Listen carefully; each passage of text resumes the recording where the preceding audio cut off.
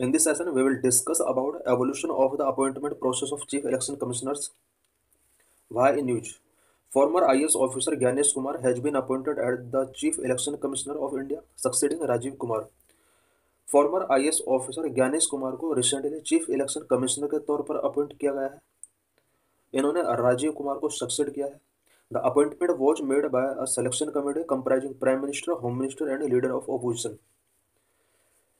Chief election commissioner का जो appointment किया गया है वो एक सिलेक्शन कमेटी के द्वारा किया गया है, जिसके अंदर prime minister, home minister and leader of opposition comprise होते हैं। The process has sparked controversy due to pending supreme court cases and opposition objections. Chief election commissioner का जो रिसेंटली अपॉइंटमेंट किया गया है, इस अपॉइंटमेंट प्रोसेस से रिलेटेड कुछ कंट्रोवर्सीज हैं, बिकॉज चीफ इलेक्शन कमिश्नर से रिलेटेड, स्पेशली अपॉइंटमेंट प्रोसेस से रिलेटेड सुप्रीम कोर्ट के अंदर केस पेंडिंग है एंड ओपोजिशन के भी कुछ ऑब्जेक्शंस हैं, जिसकी वजह से करंट का ये अपॉइंटमेंट प्रोसेस कंट्रोवर्सी यहाँ पर स्पार्क हुए हैं। Evolution of appointment process of chief election commissioner. Chief election commissioner के अपॉइंटमेंट प्रोसेस का एवोल्यूशन क्या रहा है, प्रीवियस सिस्टम ऑफ अपॉइंटमेंट क्या रहा है, उससे रिलेटेड कुछ पॉइंट्स हम यहाँ पर डिस्कस करेंगे। The new way appointment process क्या है, उससे रिलेटेड पॉइंट्स हम यहाँ पर डिस्कस करेंगे। Previous system of appointment, election commission comprises chief election commissioner and two other election commissioners. इलेक्शन कमीशन के अंदर वन चीफ इलेक्शन कमिश्नर होता है and two other election commissioners होते हैं। Earlier, there was no law passed by Parliament for the appointment of Chief Election Commissioner and Election Commissioner. Earlier time में chief election commissioner and election commissioners के appointment के लिए parliament के द्वारा किसी भी टाइप का लॉ पास नहीं किया गया था। In old system, president appointed the chief election commissioner on the advice of the prime minister. उस ओल्ड सिस्टम के अंदर प्रेसिडेंट चीफ इलेक्शन कमिश्नर का अपॉइंटमेंट प्राइम मिनिस्टर की एडवाइस पर करता था।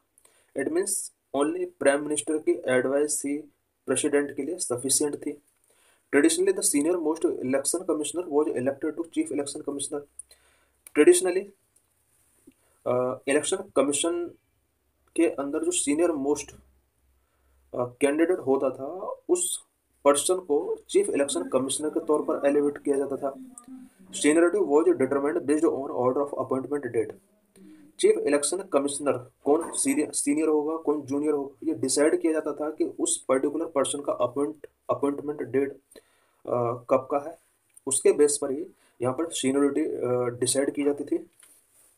The new appointment process, currently the chief election commissioner and other election commissioners appointment condition of service in term of office act 2023 govern appointment of chief election commissioners. Current में chief election commissioner का जो appointment किया जाता है वो 2023 के एक act के अकॉर्डिंग किया जाता है।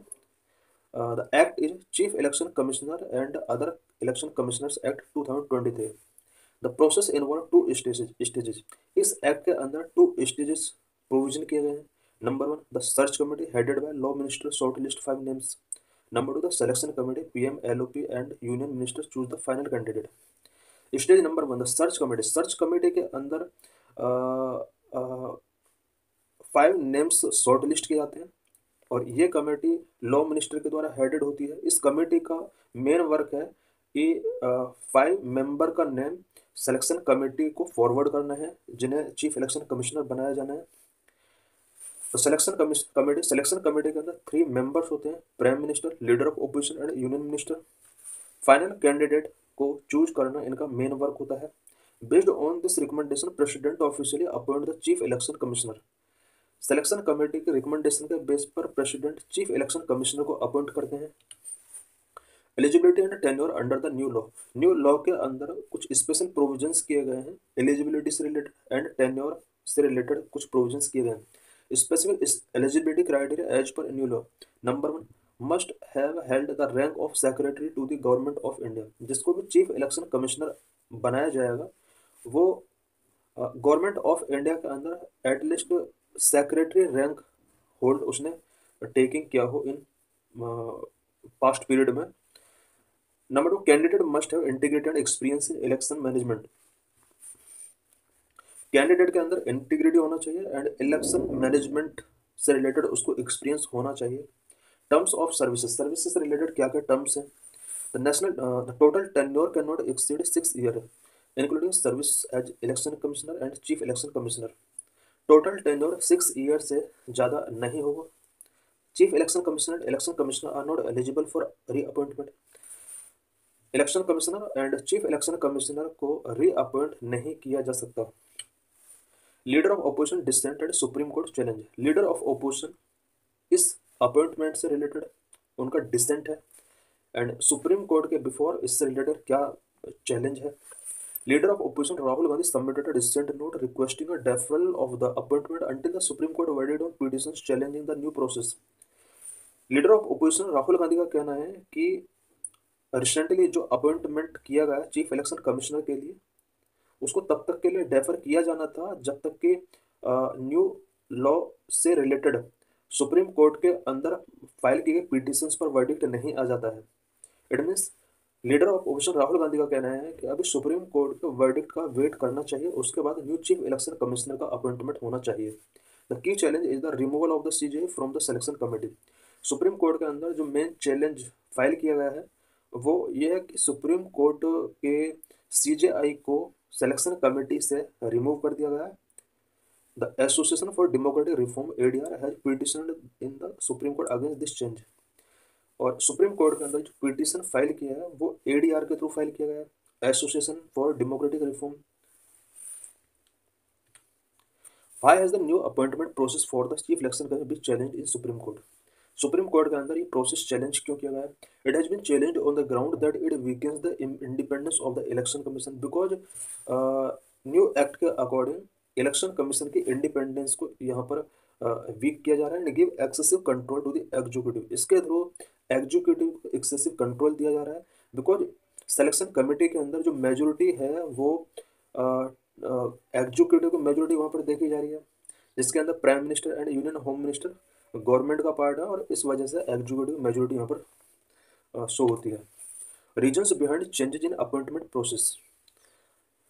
अपॉइंटमेंट प्रोसेस में 2023 के अंदर जो चेंज किया गया उसके क्या क्या रीजन्स थे? The Supreme Court had ruled in March 2023 that chief election commissioner and election commissioner should be selected by a committee comprising the prime minister, chief justice of India and leader of opposition. March 2023 में supreme Court का एक verdict आता है जिसमें कहा गया कि chief election commissioner and election commissioners का जो सिलेक्शन होगा वो एक सिलेक्शन कमेटी के द्वारा होगा, जिसके अंदर 3 मेंबर्स होंगे, prime minister, CJI and leader of opposition. CJI को इंक्लूड करने का जो रिकमेंड किया था वो सुप्रीम कोर्ट के द्वारा ही किया गया था मार्च 2023 में। Before implementing this, the present government passed the new act replacing the CJ with union cabinet minister who also nominated by the PM, effectively giving the executive more control. Supreme court के इस verdict के बाद, it means इस verdict को implement करने से पहले present government ने एक न्यू एक्ट पार्लियामेंट के थ्रू पास कर दिया जिसमें सीजेआई को यूनियन कैबिनेट मिनिस्टर के साथ रिप्लेस कर दिया, और ये जो यूनियन मिनिस्टर होता है ये भी पीएम के द्वारा नॉमिनेट किया जाता है। इस तरह से ओवरऑल देखा जाए तो इलेक्शन कमीशन कहीं ना कहीं इसके ऊपर एग्जीक्यूटिव का मोर कंट्रोल यहाँ पर शो हो रहा है। Implication and unresolved issues pending supreme Court case. Supreme Court में rule on whether parliament can override a constitution bench judgment through legislation. Supreme Court का जो रिसेंट वर्डिक्ट आने वाला है, ऐसा एक्सपेक्ट किया जा रहा है कि सुप्रीम कोर्ट ये फाइंड आउट कर सकती है कि क्या कॉन्स्टिट्यूशन बेंच जजमेंट को पार्लियामेंट के लेजिस्लेशन के थ्रू ओवरराइड किया जा सकता है, बिकॉज यहाँ पर सुप्रीम कोर्ट बेंच का ही जजमेंट था कि सिलेक्शन कमेटी के अंदर सीजेआई को भी इंक्लूड किया जाना चाहिए, बट यहाँ पर 2023 में पार्लियामेंट एक्ट के थ्रू लेजिस्लेशन इनेक्ट करके यहाँ पर सीजेआई को रिमूव कर दिया गया, रिप्लेस कर दिया गया with union home minister. Political debate. The opposition argue that government now has a disproportionate control over the election commission. Political debate यहाँ पर बहुत ज़्यादा अब देखा जा रहा है इस इशू से रिलेटेड, बिकॉज ओपोजिशन पार्टी का कहना है कि इलेक्शन कमीशन के ऊपर गवर्नमेंट का डिस्प्रोपोर्शनेट कंट्रोल देखा जा रहा है। Impact on future elections, because इसका फ्यूचर इलेक्शंस पर भी इम्पैक्ट पड़ सकता है। The legitimacy of the new selection process may influence public trust in the election Commission independence. New selection process की लेजिटिमिटी जो है वो पब्लिक ट्रस्ट को इन्फ्लुएंस कर सकती है, स्पेशली इलेक्शन कमीशन की जो इंडिपेंडेंस है, इससे रिलेटेड बहुत सारे क्वेश्चन सोसाइटी के अंदर रेज होने शुरू हो गए हैं। Conclusion, appointment of Gyanesh Kumar chief election commission mark the first implementation of the 2023 act. Recently जो ज्ञानेश कुमार का चीफ इलेक्शन कमिश्नर के तौर पर अपॉइंटमेंट किया गया है, ये 2023 एक्ट के अकॉर्डिंग किया गया है, पहला इसके अकॉर्डिंग अपॉइंटमेंट है। इट मीन्स 2023 एक्ट का पहली बार इम्प्लीमेंटेशन किया गया है। However, with the Supreme Court verdict pending, the debate over transparency and independence of the Election Commission remain unresolved. Supreme court verdict अभी पेंडिंग है, बट इलेक्शन कमीशन की transparency and independence से related अभी भी जो डिबेट है वो unresolved है।